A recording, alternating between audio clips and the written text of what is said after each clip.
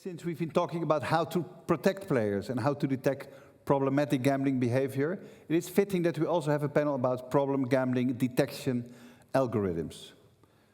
To discuss this topic further, we've brought in two experts. Vasiliki Panousi, who is manager of EU affairs at the European Gaming and Betting Association, EGBA, and Rasmus Kjaergaard, who is CEO at Mindway AI.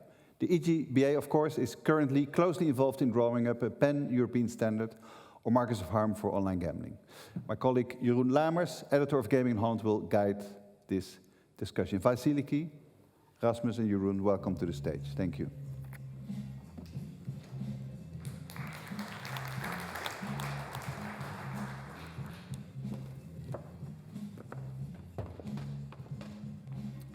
Take a seat, please. Thank you. Rasmus, thanks. You may sit in the middle. So, welcome everyone. Of course, Willem will just introduce the both of you, but maybe you could add a little bit to that if necessary. So I start with you, Vasiliki. Tell us something about yourself. My name is Vasiliki. I am a manager of European affairs at EGBA, the European Gaming and Betting Association. We represent 6 leading online operators who are licensed and operating in the EU. And I'm there since 2016. Yeah, and I'm Rasmus, and I'm the CEO of Mindway AI. For those of you who do not know Mindway AI, we are a player protection solution provider, very much active in the Dutch market space. Our game scanner AI solution is currently used by companies and brands like BetCity, Jax, online Tombola as well, and our self-test solution Gamealyze is among other used by local Kansspel and Holland Casino here in the Netherlands, giving us some sort of market lead on detection and monitoring gambling behavior detection solutions. Okay, so with that out of the way, I think it's maybe good to introduce this panel a bit, to let you know what it's going to be about. So there is a trend, a European trend of regulators taking more direct control, more direct action to protect players. Whether or not that is actually working is a different thing, but we can see that this happening across several markets. So, for instance, in the Netherlands, as has been mentioned before, the Dutch regulator has strictly defined certain signs that indicate or that should be taken by operators as indicative of problematic gambling behavior. In Spain, the local regulator, the DGOJ, is actually developing a problem gambling detection algorithm of its own, or maybe ordering it to be developed. But in any case, what we see is tighter oversight from regulators, which is expressed through a certain amount of standardization. We have, these are signs of problematic gambling behavior. We have this one algorithm. So standardization could very well be the next big thing in problem gambling detection. And that's what this panel is going to be about. So with that out of the way, Vasiliki, Willem already mentioned that the EGBA is working on a common European standard on markers of harm. I think you also had a slide. Maybe you could tell us something about that. Sure. So it's a proposal that EGBA submitted in the European Committee on Standardization, I think 3 years ago, that we started preparing, let's say, the grounds. We were previously involved in CEN because of the reporting standard that was also created for online gambling. So we suggested the standardization of those behavioral indicators that are mostly studied and trustworthy in order to early detect risk and therefore prevent harm. And this proposal got actually approved by the members of CEN, who are the member states of the EU and the UK, and I think third countries as well. And work has started since more than a year now. And I say we, when I say we, I mean all the participants in CEN, and it's not only online gambling operators, it's also national authorities. Mindway is also a member of the expert group at CEN, consumer associations, health associations. So it's a big platform that brings together several experts in order to discuss markers of harm. Academics, of course, and we ended up in those 9 markers that you see in the screen. So volume of stakes, speed of play, deposits, withdrawals, the way that the player is interacting with the operator, the time that they spend gambling, the products that they use, the player management tools that they use, and of course, losses. These are the 9 markers that have been studied mostly. They are proven to work and to be trusted. And we hope that by the end of this year, the standard will be ready. This means that every gambling regulator will have the option to use it or not. And when we were developing the idea of proposing this proposal to CEN, we also consulted several authorities. And some of them had indeed some rules that were more prescriptive than others, but we got a large support for developing this standard for these particular markers of harm. So we hope that the standard will be actually used. Okay, real quick question. You said these standards will be fully ready by the end of the year. So what is it that still needs to happen? I cannot be entirely sure because it's a long and quite bureaucratic process in CEN. It takes a lot of time for a standard to be ready and developed. These are going to be the 9? Yes. Okay, that's very good to hear. I've never seen them before, so I guess we have some news. So, Rasmus, you also, of course, or at least Mindway uses maybe not markers of harm, but you call it risk factor monitoring. Correct. So how do these 9 markers of harm differ from what you are doing? Well, not all of them differs because, as Vasiliki said, we decided to be part of the work group to bring our work to the table as well, because we are in general very much up for standardization, because if we can increase the minimum bar by more standardization, that is good, of course. But on the other hand, I also see this type of standardization also when I look at the markers of harm here as a kind of minimum standard, a place to start, not necessarily a place to end, which could be a slight concern for me when this is then actually deployed, because then it's easy to say we fulfill the 9 markers of harm and then we don't have to do anything else, because there's so much other stuff into it in terms of operationalize the detection of the gambling behavior, because these markers of harm is mainly a way to categorize and after that define the gambling behavior risk level, you could say.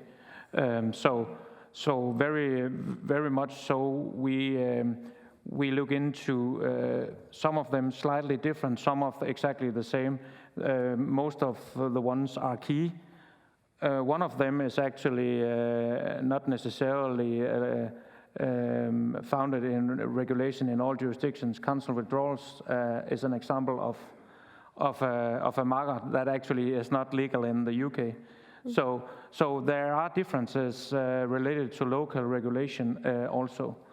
And when regulators then come up with enhanced regulation, for instance here in the Netherlands, but also elsewhere, then people like us who have customers in the specific market using our software needs to adapt. So we are very much used to adapting and differ the local nuances, I would say. But you are in fact saying that your solution does a lot more than just these. Yes, I think. Could you really quickly, briefly summarize what your solution, what you do, what that adds to, keeping track of these 9 markers? Yeah. So when we talk about, of course, when we talk about our risk factors, they are originally founded in science as well as markers of harm, determined now by the EU project.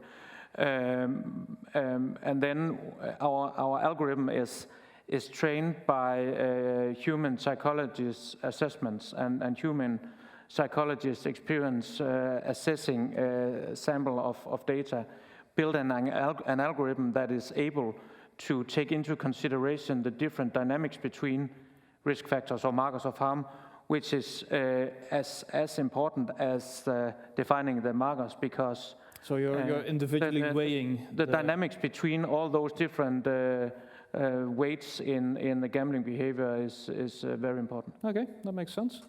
So Vasiliki, returning to you, so now we have, at least in theory, a minimum European standard regarding these markers of harm. So what are the benefits? What? So first of all, I would like to mention that the player, unfortunately, is not equally protected in all member states. There are jurisdictions that are very demanding with what safer gambling should look like and what markers should be used, but there are others that the level of player protection is very low. So by introducing a standard on markers of harm, we automatically raise player protection levels as a minimum in the whole EU, the whole Europe. So I think that number one benefit is about the player. That only if we realize that only if we be able to be quick and predict harm quickly, this is the only way that we can avoid it. Then it's actually beneficial for the regulator, because they will be able to have literally a tool available for use anytime. And it's also beneficial for the operator, because it will be something straightforward that they can use. The standard is not about other areas of safer gambling. It's only about establishing these 9 markers, so operators will be able to choose the technology they wish and the intervention methods that they also wish. And finally, by bringing all these stakeholders together in a platform and discussing markers of harm and problem gambling, I think that the benefit is quite evident, because there is not much agreement about many things in the area of safer gambling. So by bringing everyone together, creates an environment that better understanding can be created in problem gambling in general. Okay, Rasmus, I think you... Yeah, I completely agree that the outcome of having some sort of uniform categorization and starting using that as a start to have a uniform way to realize what is problem gambling, how is it detected, and then what do we do about it, is definitely a great, let's say, side effect of this conversation and this project work, I would say. Okay, so I'm going to stay with you, Rasmus, for a second, because as has been mentioned before, the Netherlands Gambling Authority has recently defined, specifically defined signs of immoderate gambling that require almost immediate operator intervention. So, real quick, because we're not having a lot of time and I'm trying to gain some back.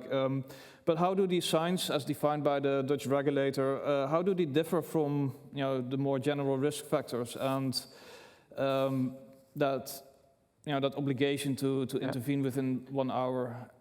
Can we do? Yeah. So a lot of those new or enhanced signs you need to look out for are kind of aligned with also parts of some of the markers of harm here, but there are few of them that is, let's say, more tricky also to detect based on an automated detection. And when you look into gambling behavior, obviously that is an individual human behavior, making it quite different from human to human. What is it actually we need the system to look out for? So we have long-term gambling behavior, high risk. It's not necessarily caught by a 1-hour rule obligation. However, so you basically say, well, you see only the moment that you need to intervene now, exactly. but everything Yeah. So it's much more faceted. So in my opinion, a 1-hour rule is a good thing for something, but not necessarily for everything. I don't see that as a silver bullet. However, of course, we are ready. We comply on October 3rd. Is the date, right? But we will be ready, and we have worked with this for several months. So, but I'm just saying that a 1-hour rule obligation is not necessarily the silver bullet, but good for. But maybe sort of an emergency measure, an airbag. More so, yes, definitely. Okay. Maybe to conclude this, and I'm looking mainly at you, Vasiliki, right now. So we've discussed standardization and problem gambling detection. What other areas, what other responsible gambling areas would benefit from European standards? Could you say something about that? Do you have any thoughts? There are many things that can be looked at, for sure, especially if we take into account that there are so many differences in Europe on player protection. So it is something that EGBA is looking at for the moment. What else can we do in standardization area? The markers of harm standard, as I said, is only about establishing this dictionary look-like standard. Okay, you have these 9 markers, use them. But then it doesn't go into the field of interventions, for example. So perhaps this could be another area that can be looked at.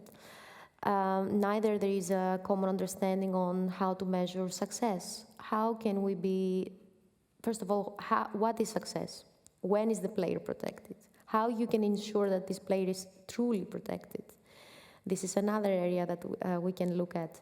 And I can conclude by saying that it's not necessarily EGBA, the initiator of standardization proposal. SEN is open to any stakeholder who is interested to go ahead and propose an idea that can be accepted, let's say. A tip maybe that I can give is that the more narrow the proposal, the more specific proposal, the more chances for it to succeed. Okay, Rasmus, really quickly, could you? Yes, of course. So a couple of other ideas to look into in terms of standardization, having the same standards upon which detection solutions are built, a definition on how accurate they should be, maybe licensing and testing for this, because what we very often see is that it's not always in-house built solutions meet the same requirements as we are asked to meet from gambling operators and regulators we're talking to.